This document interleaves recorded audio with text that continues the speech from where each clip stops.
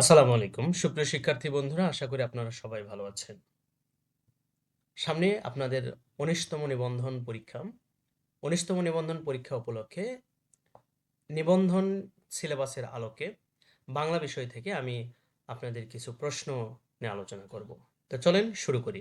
Video শুরু করার আগে সবার কাছে একটাই অনুরোধ, যারা এখনো আমার চ্যানেলটি সাবস্ক্রাইব করেননি তারা আমার চ্যানেলটি সাবস্ক্রাইব করে পাশে থাকা বেল বাটনটি বাজিয়ে দিন। আর যারা ফেসবুক থেকে দেখছেন তারা ফেসবুক পেজটিকে ফলো দিয়ে রাখুন। তো চলুন শুরু করি। তো দেখেন, আমাদের প্রথমে যে প্রশ্নটি রয়েছে, যে বলেছে যে অঘোষ অল্পপ্রাণ ধ্বনি কোনটি? অঘোষ অল্পপ্রাণ ধ্বনি কোনটি? চ। অঘোষ অল্পপ্রাণ ধ্বনি কোনটি? চ। আমরা জানি যে বর্গের ক থেকে ম পর্যন্ত যে 25টি বর্গ রয়েছে, বর্ণ রয়েছে, এদেরকে বলা হয় বর্গীয় বর্ণ। তো এই বর্গীয় বর্ণের প্রথম অর্থাৎ ক, খ, চ, ছ, ট, ট, ঠ এই বর্ণগুলোকে বলা হয় অঘোষ বর্ণ। ঠিক আছে? এবং অল্প প্রাণ কোনগুলো? যে বর্গের প্রথম, তৃতীয় এবং পঞ্চম বর্ণগুলো কি? অল্প প্রাণ। দ্বিতীয় এবং চতুর্থ বর্ণগুলো মহাপ্রাণ বর্ণ। ঠিক আছে? ওকে। বাক্যের ক্ষুদ্রাংশকে কি বলে? বাক্যের ক্ষুদ্রাংশকে বলা হয় পদ। ক্ষুদ্রাংশ কি? ক্ষুদ্র অংশ। বাক্যের ক্ষুদ্রাংশকে কি বলে? পদ। ও চলিত ভাষার প্রধান পার্থক্য। সাধু ও চলিত ভাষার প্রধান পার্থক্য কোথায়? ক্রিয়া ও সর্বনাম পদের রূপগত ভিন্নতায়। ক্রিয়া ও সর্বনাম পদের রূপগত ভিন্নতায় সাধু চলিতর পার্থক্য দেখা যায়। বাক্যে সম্বোধন পদের পর কোন চিহ্ন বসে? সম্বোধন পদের পর কোন চিহ্ন বসে? কমা। প্রথিত শব্দের অর্থ কোনটি? প্রথিত শব্দের অর্থ বিখ্যাত। পত্রপাঠ বাগধারাটির অর্থ কি? অবিলম্ব। পত্রপাঠ বাগধারাটির অর্থ অবিলম্ব। কোনটি শুদ্ধ? কোনটি শুদ্ধ? উপর্যুক্ত। শুদ্ধ বাক্যটি নির্দেশ করুন। দীনতা প্রশংসনীয় নয়। দীনতা প্রশংসনীয় নয়। নত্যবিধি অনুসারে কোন বানানটি শুদ্ধ? নত্যবিধি অনুসারে কোন বানানটি শুদ্ধ? পূর্বাহ্ন। পূর্বাহ্ন। Look before you leave.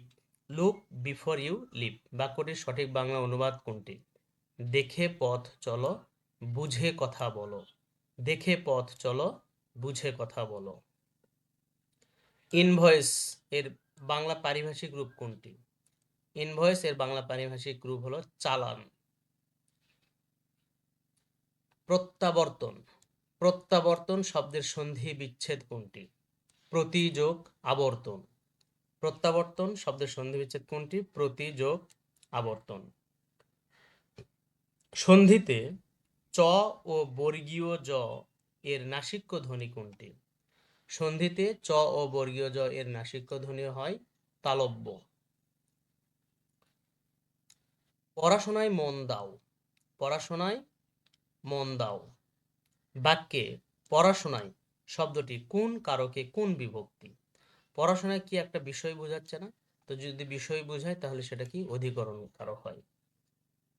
এবারের সংগ্রাম স্বাধীনতার সংগ্রাম বাক্যটিতে স্বাধীনতার শব্দটি কোন কারকে কোন বিভক্তি?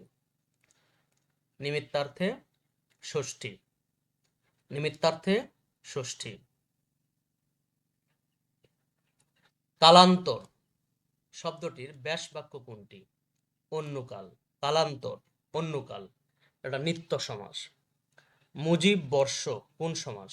মুজিব বর্ষ এটা হলো কর্মধারয় সমাস। মুজিব বর্ষ কোন সমাস? কর্মধারয়। মুক্তি এর সঠিক প্রকৃতি প্রত্যয় কোনটি? মুচ যোগ তি। মুচ যোগ তি। পৃথিবীর সমার্থক শব্দ কোনটি? অবনে। পৃথিবীর সমার্থক শব্দ অবনে। আর বাকি যে তিনটা আছে এগুলো সবগুলো পাহাড়ের সমার্থক শব্দ। ওকে। খিড়কি। খিড়কি শব্দের বিপরীতার্থক শব্দ কোনটি? সিংহদ্বার। কর্মে অতিশয় তৎপর এক কথায় কি হবে? তড়িৎ কর্মা। কর্মে অতিশয় তৎপর এক কথায় তড়িৎ কর্মা। যা বলা হবে এর বাক্য সংকোচন কোনটি? বক্তব্য। শ্রবণ শব্দটির প্রকৃতি প্রত্যয় কোনটি? শ্রু যোগ অন, শ্রবণ। শ্রু যোগ অন, এটাকে শ্রবণ। নিত্য স্ত্রীবাচক শব্দ কোনটি? সপত্নী। রজক এর স্ত্রীবাচক শব্দ কোনটি? রজকী, রজকিনী, দুটাই হবে। রজক এর স্ত্রীবাচক শব্দ রজক, রজকী। তো ধন্যবাদ সবাইকে এতক্ষণ ধৈর্য সহকারে ভিডিওটি দেখার জন্য। এরকম আরো অনেক ভিডিও পেতে আমাদের চ্যানেলটি সাবস্ক্রাইব করে আমাদের পাশেই থাকুন। ধন্যবাদ সবাইকে।